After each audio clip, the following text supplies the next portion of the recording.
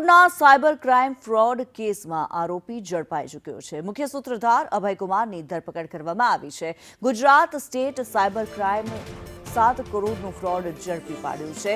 વીમો પાકે ત્યારે લાભ થશે તેવી લાલચ આપવામાં આવતી હતી। અલગ અલગ ચાર્જના નામે કુલ 7 કરોડ ભરાવ્યા હતા।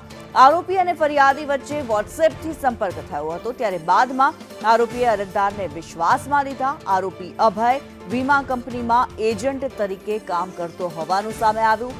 નોઈડાની MVDL ઇન્સ્યોરન્સ કંપનીના નામે સમગ્ર ફ્રોડ આચરવામાં આવ્યું છે, છેતરપિંડી કરવામાં આવી છે।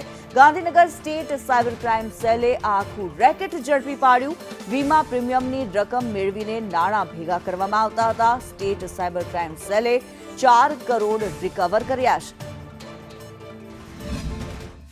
એ કેસમાં એ જે અરજદાર છે એમને સાથે આરોપીએ એ વિશ્વાસ આપ્યું કે અમે તમે ઇન્સ્યોરન્સ અપાઈએ અને જે ઇન્સ્યોરન્સના પૈસા છે એ તમે ઇન્સ્યોરન્સ પોલિસી લ્યો અને આપણે એક માણસ પાસેથી જ એમને જુદા જુદા માણસોની થર્ડ પાર્ટી પોલિસી કરાવીને કે એમાં જે પૈસા જશે એ પૈસા તમે રોકાણ કરશો તો એ ઇન્સ્યોરન્સમાં તમે મોટું નફો થશે અને જ્યારે ઇન્સ્યોરન્સ પાકી જશે ત્યારે તમે મોટા પૈસા આમાંથી પરત મળશે એવું એમને વિશ્વાસ આપીને બીજા લોકોને નામે પોલિસી લીધી અને જે ઇન્સ્યોરન્સના જે પ્રીમિયમ છે એ આ અરજદાર પાસેથી ભરાવડાયા।